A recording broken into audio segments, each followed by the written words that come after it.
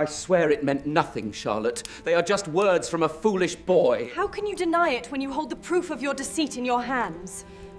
Welcome back for part 2, The Secrets of the Dead. After Adrian's devastating confession, Charlotte is driven by a singular purpose: to prove his innocence and find the truth buried beneath the silence of Ashworth. Her search leads her to a hidden packet of letters, revealing a malicious plot conceived by the very man who ruined her name. But when Charlotte confronts Adrian with the truth, her courage meets his deepest, most volatile fear. Brace yourself for a brutal confrontation, a painful confession, and a kiss born not of romance, but of desperate, shattering longing. Part 4. The Secrets of the Dead. The confession Adrian had made by her sickbed had not merely softened Charlotte's heart, it had sharpened her purpose. She now understood the root of his coldness was a profound, internalized guilt, and this knowledge made the silence of Ashworth Manor less oppressive and more tantalizing. The house, she realized, did not contain merely one tragedy, but two: her ruin and the death of his first wife, and they seemed unnervingly intertwined. Driven by an investigative zeal that was distinctly unfeminine for the era, Charlotte became a quiet shadow within the manor walls. She used the privacy afforded by Adrian's perpetual retreat to his study to explore the deepest recesses of the house. Her objective was clear: to learn the truth about the late Countess Genevieve, and perhaps find proof to absolve the man who refused to forgive himself. Her search inevitably led her to the late Countess's private chamber. It had been sealed for years, a preserved shrine to sorrow, and she had to request the key directly from Adrian, citing a need to clear out necessary storage space. He relinquished it with a tight, questioning glance, but made no effort to impede her. The room was draped in dust sheets smelling faintly of lavender and disuse. It was a melancholy space, filled with the delicate, fashionable items of a life cut short. Charlotte moved swiftly, her fingers probing behind wall hangings, inside needlework boxes, and beneath the layers of linen in the high armoire. She found them tucked into the secret, shallow drawer of a small French writing desk, secured by a tiny, forgotten latch, a sheaf of letters bound with a faded blue ribbon. The handwriting was not Adrian's severe script, nor was it Genevieve's delicate hand. The words were dashing, theatrical, and immediately familiar. They were signed with the initial E. Charlotte's breath hitched in her throat as she recognized the handwriting of Lord Edwin Langford. She carried the letters back to her own room and spent the remainder of the afternoon devouring their contents. They were not love letters, but detailed, venomous missives, Langford's proud boasts of his manipulations, addressed to a minor acquaintance who had clearly saved them as blackmail fodder. The truth exploded from the pages, shattering the silence of Ashworth. Years ago, before Langford had targeted Charlotte, he had targeted Adrian. Genevieve, the late Countess, had been an innocent, naive soul. Langford, always obsessed with inflicting damage upon the de Vere name, had systematically sown seeds of suspicion and doubt about Adrian's fidelity and affections in her ear. He had fabricated evidence, twisted facts, and engineered misunderstandings, not to seduce Genevieve, but to poison her marriage with the slow, corrosive certainty that Adrian did not love her. The letters made it sickeningly clear. It was Langford's subtle, psychological campaign of malice, not Adrian's absence, that had broken Genevieve's heart and spirit, making her vulnerable to the swift, fatal illness. Langford, consumed then as now by spite, had deliberately destroyed the Count's marriage and indirectly caused Genevieve's death. Charlotte felt a surge of cold, righteous fury. Adrian had been punishing himself for a crime conceived and executed by the same villain who had ruined her own name. He was not guilty of negligence. He was a victim of sustained, cold-blooded cruelty. She found Adrian in his study after dinner, bent over ledgers. She threw the bundle of ribbon-tied letters onto his desk. "Read these," she commanded, her voice shaking with controlled passion. "Read them and tell me you still believe you are to blame for her death." Adrian looked at the letters, then up at her, his eyes hard and dangerously guarded. "What is this, Charlotte? More prying into wounds best left buried. I told you, my past is not your concern." "It is my concern because it is my villain who wrote them," she cried, slapping her hand on the desk. "Langford, your enemy is the same as mine. He didn't just ruin me. He destroyed you years ago. He manipulated Genevieve, Count, convincing her you didn't love her, that she was alone. You did not kill her. Langford poisoned her very life. Instead of the shock or relief she expected, Adrian's face became a mask of savage rage. He snatched up the letters, his grip tightening until his knuckles were white. "Stop!" he roared, the sound echoing painfully in the silent room. "I will not have you desecrate her memory with this vulgar gossip. You think that because you found some scraps of fiction, you are entitled to dictate the truth? You know nothing. I was absent. I failed her. Langford or no Langford, I was not there to protect her." The intensity of his denial was terrifying. Years of repression, the guilt, the solitude, the silent penance, all exploded into words. He was not protecting Genevieve's memory. He was defending his own right to suffer. His guilt was his anchor, his form of continued devotion to the dead, and Charlotte's attempt to take it away was perceived as a brutal attack. "You are a fool if you cling to this self-inflicted pain," she retaliated, her eyes swimming with frustrated tears. "You are hiding from life, Adrian, hiding from truth. If you had only cared enough to look—" "Go!" He cut her off, his voice raw and shaking. "Get out of my sight! I will not listen to this madness from the woman society claimed I was forced to marry because you seduced Langford in a drawing room." The words were brutal, unforgivable, striking at the very heart of her dignity. Charlotte recoiled as if struck. She had shown him compassion, truth, and fire, and he had thrown her own ruin back in her face. She turned and fled, the harsh, unforgiving slam of the study door echoing her defeat. Charlotte found herself in the grand salon, the room where she had first heard his haunting music. She crumpled by the unlit fireplace, weeping not out of simple sadness, but from a devastating blend of outrage and disappointment. She had risked everything to absolve him, and he had chosen to remain locked in his own purgatory, using the vilest weapon he possessed to push her away. A long time later, she heard the door open again. Adrian walked in slowly, the fury gone, replaced by a terrible, hollow emptiness. He stood watching her for a moment, the firelight catching the desolate slump of his shoulders. He moved toward her slowly, not as a husband, but as a man finally acknowledging his utter brokenness. He saw her tears, the painful, raw honesty in her slumped figure, and the full weight of his cruelty crashed down upon him. He had chosen guilt over truth, and in doing so, he had wounded the only living soul who had tried to save him. Adrian sank to his knees beside her, a gesture of profound, agonizing humility. He did not touch her, but his gaze was locked on hers, the gray eyes filled with a grief far deeper than his earlier rage. "Charlotte," he confessed, his voice reduced to a broken whisper. "Forgive me. I didn't mean that. I know you were wronged. I have known it since the beginning." He paused, gathering the strength for a true confession. "I have been punishing myself for so long I do not know how to stop. It is easier to believe I was wrong than to face the fact that I was merely helpless." He reached out a trembling hand and smoothed a tear from her cheek. "I am so sorry I hurt you. I am sorry I took your name when you despised me. I am sorry I am not the man you deserve." The confession was raw, desperate, and completely without artifice. He was not seeking forgiveness. He was simply admitting the agonizing truth of his own soul. Charlotte looked at the tortured, vulnerable man kneeling before her, and the fire of their earlier conflict was consumed by a blinding, desperate longing. She lifted her hand and pressed it to his cheek, a gesture of profound, aching comfort. Their eyes met, a shared recognition of pain, truth, and the fire of connection that had been burning beneath the ashes of their resentment. He leaned in, his lips finding hers in a kiss that was neither gentle nor tentative. It was a shattering collision of broken souls, raw, desperate, and full of the yearning that had simmered for weeks. It was a kiss of truth, a silent agreement that, broken as they were bound not just by scandal, but by a shared, ferocious need to heal. Part 5.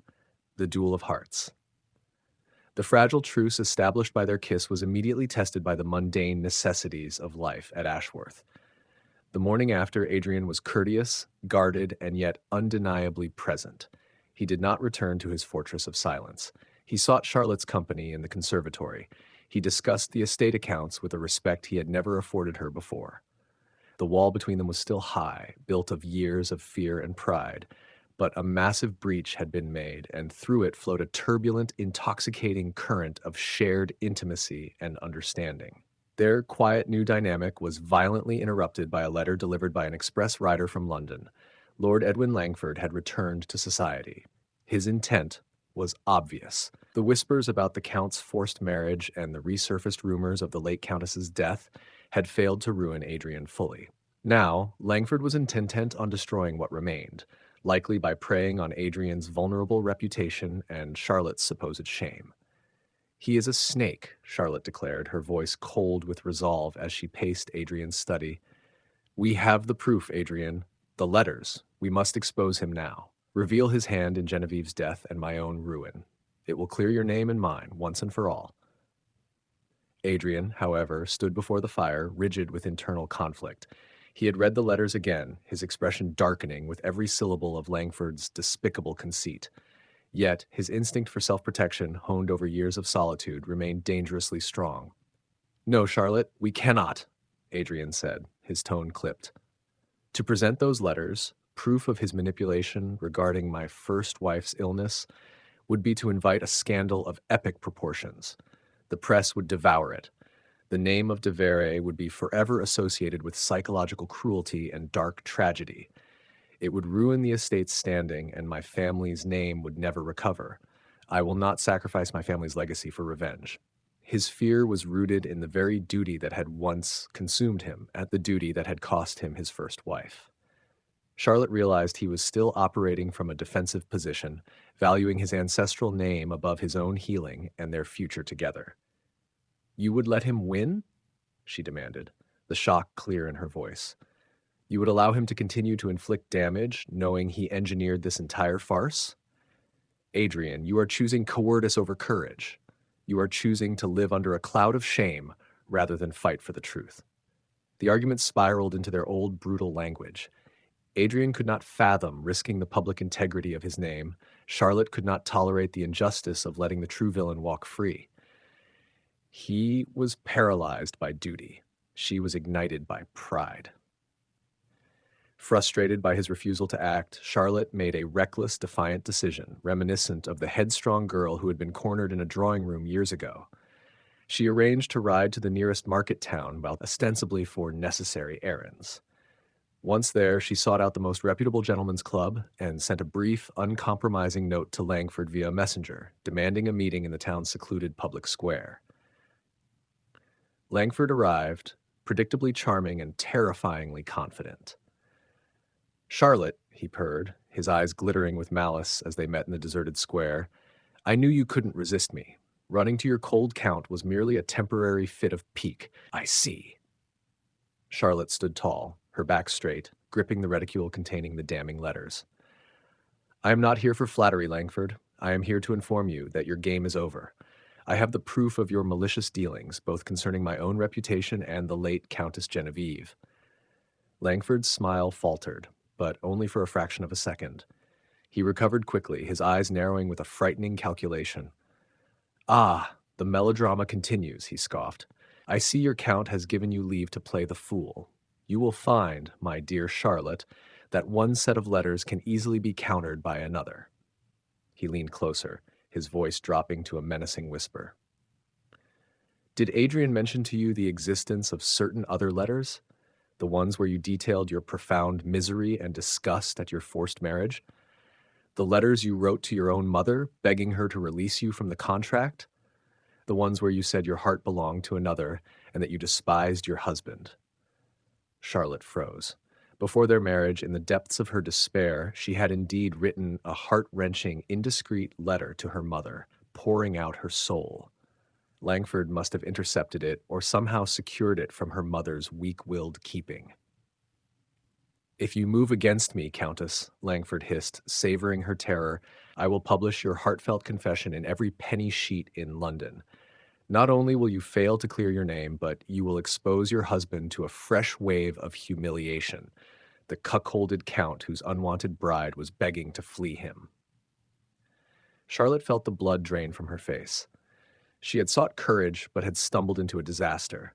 She could ruin Adrian's reputation, destroy the last remnants of his self-respect, and fracture the fragile peace they had built.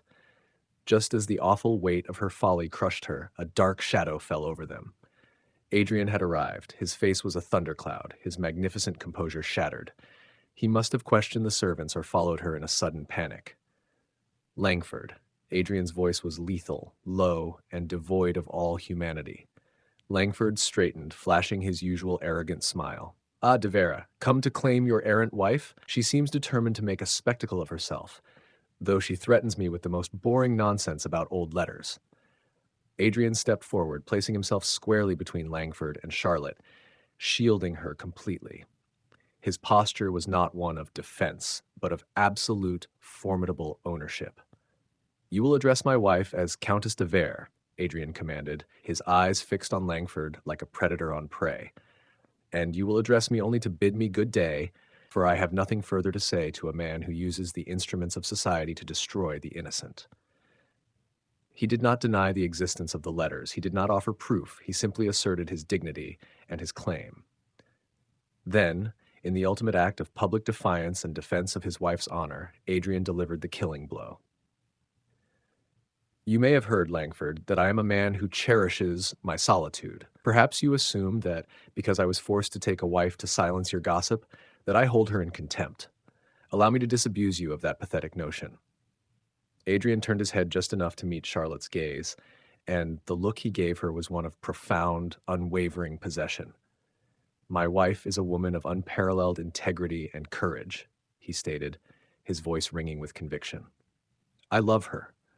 I married her not because I was forced, but because I saw in her the truth and fire that this miserable world has tried so hard to extinguish. Any insinuation that she is dissatisfied, unhappy, or seeking escape is a malicious and pathetic lie created by a man so small he has nothing left but envy." The words were not delivered for society's benefit, but for Charlotte's. They were a raw, public declaration of his feelings, a validation of her soul, and the death knell of Langford's power. Langford sputtered, utterly defeated by the sudden fierce eruption of the Count's passion. You lie. You know she despises you." "I know no such thing," Adrian countered smoothly, reaching behind him to take Charlotte's hand and drawing her firmly to his side. "I know only that my wife is mine, that my name is hers, and that any man who dares to speak ill of either of us will answer only to me. Now, be gone." Langford, his poison neutralized by Adrian's astonishing public display, retreated, his power finally broken. Their enemy had fallen. Later, riding back to Ashworth in a silence that was now charged with a new, breathtaking reverence, Charlotte was overwhelmed. He had fought not with the documents, but with his heart. He had redeemed her name, not with legal papers, but with truth. "Adrian," she whispered, turning to him. "Why? Why would you lie to protect me when you could have ruined him with the letters?" He looked at her, his expression weary but profoundly tender. "I did not lie, Charlotte. I spoke the truth of what you have become to me. And as for your legal name, there is one more secret, one last thing I must confess."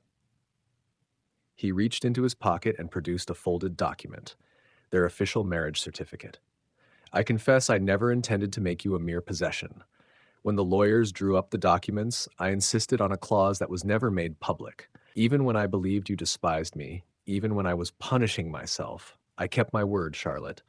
I ensured that in the eyes of the law, your reputation remains unsullied by the scandal. I swore your name was clean. You were never simply the Count's unwanted bride. You were always entirely Lady Charlotte Fairborne in the legal ledgers, protected and free, even if our marriage were to fail." He had protected her and her dignity from the very start, even when she believed he was a cold, indifferent monster. His love, she realized with a gasp, had been buried in the legal text, protecting her, even when her heart believed he wanted nothing more than to control her.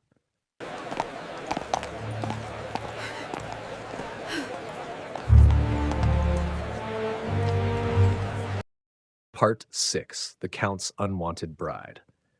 The days following Adrian's public declaration and his private confession of the legal documents were filled with a terrifying, breathtaking stillness. Langford was defeated, his malicious influence extinguished by the Count's fierce, unexpected display of devotion. The scandal was cleared. Charlotte's name was redeemed. She was free. And that was the terrifying part. She was free to leave. Charlotte stood in her vast, elegant suite, staring out at the expansive parkland of Ashworth. The house, which had once felt like a prison, now felt like the center of an impossible decision. Adrian had done his duty and more. He had not only protected her, but had given her back her dignity and, in the process, revealed a heart of profound courage and depth. Yet a profound uncertainty remained. Adrian had confessed his truth, defended her honor, and kissed her with a desperate passion. But he had never, not once, asked her to stay. He had never spoken the simple, terrifying words, "I love you." Their marriage had begun as a forced contract, a punishment. Now that the cause for the contract was gone, was the marriage over? She had prepared to leave. She packed the few trunks she had brought to Ashworth, her movements slow and deliberate. She would return to her family, her reputation secure, her future uncertain, but her conscience clear. Adrian had protected her, and she could not remain if he only wanted her as a duty, however cherished. She needed to believe in a love that was chosen, not coerced. Before sending word for her carriage, Charlotte descended the grand staircase and walked toward the grounds. Her feet carried her instinctively to the rose garden, the place where she had first arrived at Ashworth, a proud, wounded woman viewing the manor as her tomb. The air was cool, the scent of late-blooming roses heavy and sweet. She stood there, inhaling the fragrance, trying to absorb the truth of her impossible journey, from unwanted bride to necessary confidant. She heard footsteps crunching on the gravel path behind her, slow and measured. She knew, without turning, that it was Adrian. He stopped a respectful distance away, his hands clasped behind his back, his posture severe, yet somehow vulnerable. He wore his usual dark coat, but the effect was less imposing and more melancholic. "The carriage will be ready in an hour, Countess," he stated, his voice low and utterly devoid of expression, as if he were reading a dispatch. Charlotte's heart seized. He was letting her go. He was adhering to the rules of their original contract, upholding her freedom now that her name was safe. She turned to face him, her eyes searching his for a sign, a plea, anything beyond simple duty. "Then I thank you, Adrian, for everything," she said, her voice steady despite the painful tremor in her chest. "You redeemed my name. You kept your word. I wish you peace." Adrian stepped closer slowly, bridging the distance between them. His gray eyes, usually so controlled, were haunted by a desperate, unspeakable loss. "Peace?" he echoed, a mirthless sound. "Peace, Charlotte? I have been seeking peace for 8 years, punishing myself in the solitude of this house, and what I found was emptiness. You, however, are not peace. You are fire and truth and challenge, and the most magnificent vexation I have ever known." He stopped directly before her, his gaze locked on hers. "I let you go because I vowed never to hold anyone captive again. I let you go because I was convinced I didn't deserve you. I clung to my guilt, you see, because it was familiar. It felt safe. I never wanted a wife because I didn't believe I was worthy of happiness, or of a living, breathing passion that could shatter the walls I built around my heart." He reached up, his fingers gently brushing the side of her face, a touch filled with a vulnerability that stole her breath. "But you arrived, my unwanted bride, and you shattered everything," he confessed, the words raw with feeling. "You challenged my darkness. You forced me to see the truth. You made me remember what it was to feel, to fight, and to protect something precious. You, Charlotte, have made me want to live again." He lowered his hand and took a half step back, granting her the distance she needed for a choice. "I cannot ask you to forgive the circumstances of our beginning, nor the terrible things I said to you when I was fighting the truth, but I ask you not to leave me for a lie that is dead and gone. The scandal is over, the villain is banished, the duty is done. Now let us begin a new contract, one of choice." He did not use the word love, not yet. He asked for something more profound. "I am not asking you for forgiveness, Charlotte," Adrian said, his voice earnest and strained. "I am asking you for a chance to be the man your courage deserves, a chance to show you that the man who wanted the silence of this house wants, desperately, the sound of your laughter in it."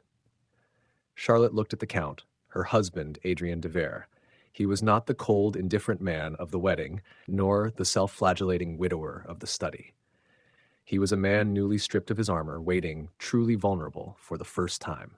She thought of their shared wounds, their desperate kiss, the fierce pride that had once kept them apart, and now had the power to bind them together. Love born not of fairy tales, but of fire and truth. A slow, radiant smile touched her lips, a smile of acceptance and profound relief. She reached out and took his hand, her own fingers closing firmly around his. "Then, Adrian," she whispered, the words a sacred promise, echoing the themes of their long, difficult journey, "perhaps it's time we both start wanting." As their hands clasped, a chosen bond replacing the forced one, they turned together. The sun, finally breaking through the clouds, illuminated their path as they walked back toward the great manor, a house of shadows now destined to be filled with light. The Count's unwanted bride was finally coming home.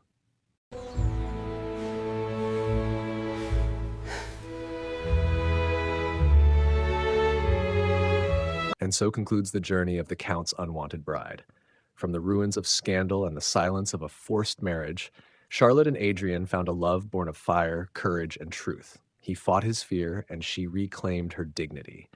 This tale is a testament to the belief that even the most broken hearts can still build something whole. Thank you for following their story. If their journey from enmity to enduring love stole your breath, please let us know in the comments. Don't forget to like this video and subscribe to our channel for more emotionally rich historical romances.